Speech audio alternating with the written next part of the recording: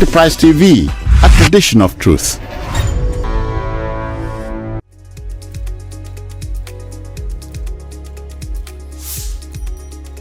Asiwaju Bola Ahmed Tinubu as the current executive president of Nigeria, being sworn in May 29th, 2023, and about to celebrate 1 year in office as a democratic elected president of Nigeria. You know, having his background from two major cutting edge in Nigeria, talking about the private sector, that is the oil and gas sector, and also talking about the public sector as the former executive governor of Lagos State for good and productive 8 years. And so for us, we believe that as a nation is one of the basic fundamental prerequisites to become a formidable president of Nigeria. And having said that, 1 year in office as a president, we look at, number one, we look at various indices to be able to bring everybody on board in terms of having enough revenue for the government. You know, every man in office cannot do anything beyond his knowledge. So, you know, someone who has experience in the accounting area, we always tend towards revenue. So, you know, and a lot of challenges has been there for Nigeria, having revenue gap and also having a reduction in terms of GDP and the rest. So for Mr. President, he has done well to be able to put the nation on check in terms of revenue generation, and that has led to multiple of income for the nation. And that means that we can also look at various indices, such as looking at what is happening in terms of the infrastructure projects. Because if you are looking at projects without financing, then you are not ready for sustainable development. So he has been able to increase the revenue of the country, at the same time bringing on board various projects that can develop the country and make it more competitive and more attractive for foreign direct investors into Nigeria. In 1 year, for a president of Nigeria, he has succeeded more than 70% as a sitting president of Nigeria. So when we say more than 70%, I'm talking about having to kickstart the presidency from day one, knowing your onions. You know, successful as a president is not about sentiment or about emotion or about the total acceptability of the people. One way or the other, the policy might not be conducive for the entire nation. And that does not mean that the man is not successful or the administration is not successful. It also shows that changes has negativity and positivity. But in this time around, I'm seeing that the president have done more positivity in terms of the changes he has brought to the Nigeria more than negativity, even though the positivity has not been felt yet by an average Nigerian. But looking at the macroeconomic analysis, the positivity on the part of his policy is more on the system than the negativity.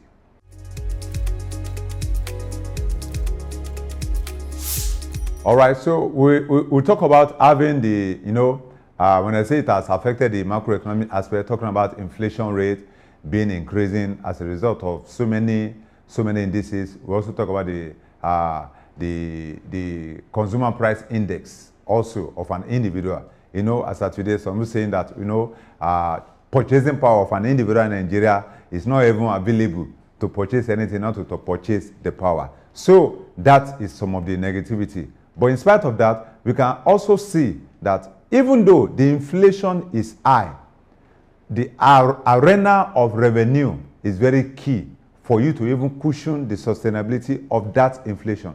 Because if the inflation is high and the revenue is going up, one way or the other, there will be a meeting point along the line. And when that meeting point comes, then the inflation will begin to come down gradually. And that's the same thing that happened to the dollar rate. We can see that at the time, there was a skyrocketing in the price of the dollar. All right? But because a lot of cushion effects were coming up gradually, so when they meet at a particular equilibrium point, you can see that the price of dollars coming down in a sustainable way. And that's what we call a government. It's not having to say that you are buying dollar of 1,002, 1,003, and when you go to the black market, you are buying at 1,900 naira. Is that sustainable? The answer is no. But if you are buying at 1,004 and you're going to the black market, you're also buying at the same price, that is the equilibrium point. That's a melting point. That means that something sustainable is being infused into the economy. And that is the angle that I will also want to come in and say there's more to the positivity on the success of Mr. President.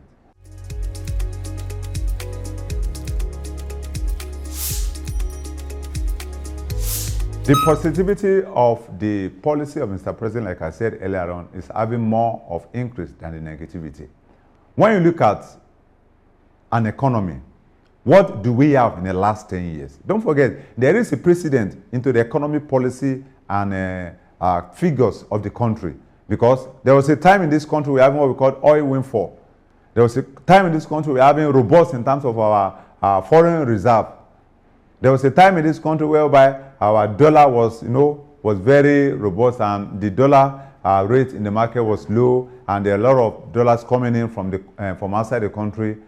The question is, what were used in those processes? Did we maximize the profitability of those processes, of those times? The answer is no. So if within 10 years you're unable to maximize the profitability of what the economy posited to you globally, how are you sure after 10 years there will be positivity on the charts of your economy?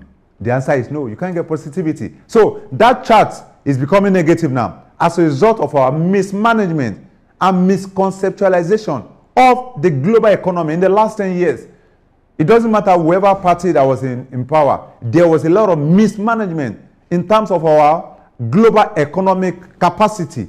We do not manage that space appropriately. So the challenge is right here in front of us. So that means that 10 years has been able to erode the success of 1 year, even before the 1 year kickstart as at May 2023.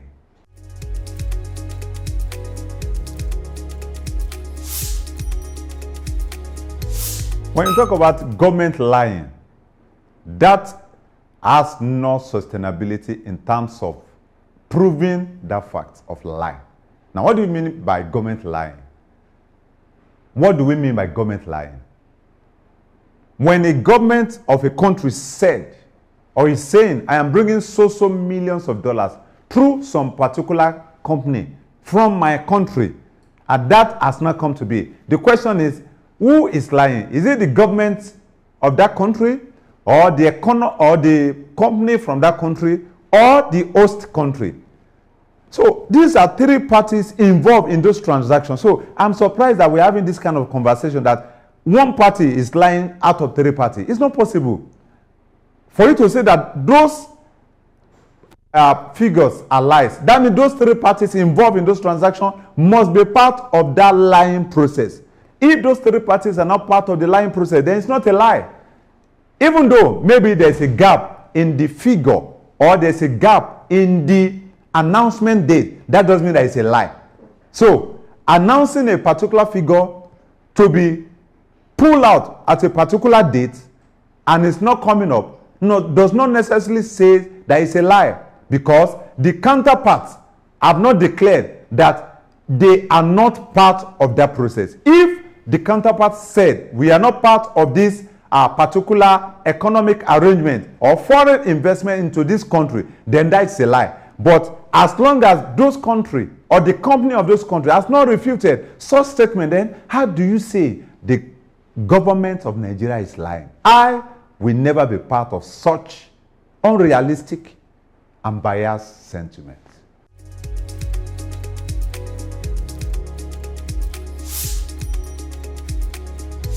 Security apparatus, security indices under Asiwaju Bola Ahmed Tinubu, like I said earlier on, is still ongoing.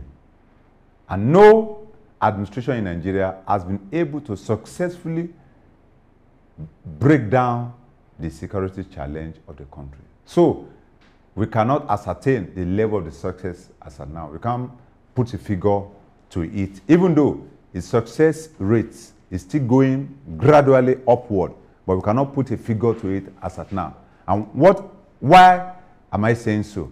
We must understand that having security challenge in a country has historical background.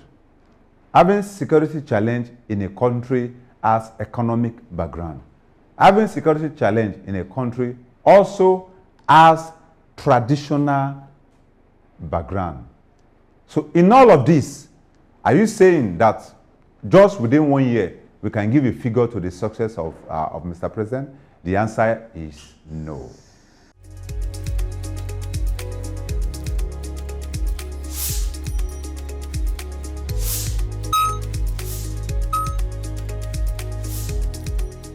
Asiwaju Bola Ahmed Tinubu has posited himself to be a courageous president of Nigeria, and for us, for some of us, that's a positivity and a success that is an ongoing process.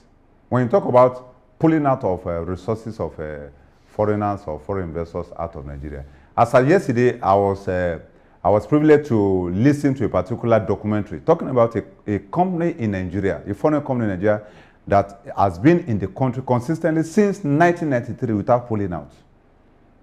And thousands of such companies are in Nigeria. So what do you have to say about that? Are you talking about a sudden investor that is having a particular economic or a political relationship with some of our political gladiators? And those political gladiators, as a result of their selfish interests, have to collide with such investors to leave the country? Is that what we call pulling out of an economy? Are you saying that an average president that comes to Nigeria will never have an FDI pulling out? The answer is no. Pulling out of an economy does not mean that the economy is in the rail. It shows that a lot of companies might not be comfortable with your policy. It's possible. Not every company coming from outside the country can be comfortable. Even if I become the president of Nigeria tomorrow, not every company in this nation will be comfortable with my policy, because one way or the other, they might have been mismanaging the resources of the citizens of my country. So why should I support their continuous progress in the country, even though they are working against the masses? And some of the little gladiators are benefiting from such organizations. For instance, look at an average man in Nigeria is serving to power his own house by himself. Is that the problem of Tinubu? The answer is no. As they are powering themselves, a man is bringing an average generator into this country. A man is bringing even a power plant for an average householder in Nigeria. And that person is not the president, but is sabotaging the system economically. And if such man is supporting such against the policy of the country, are you saying Mr. President has failed? No, Mr. President has not failed. It only shows that political gladiators are more interested in their own personal interests, selfish interests above the national interest. And that must not be supported going forward. National interest must be above every other interest.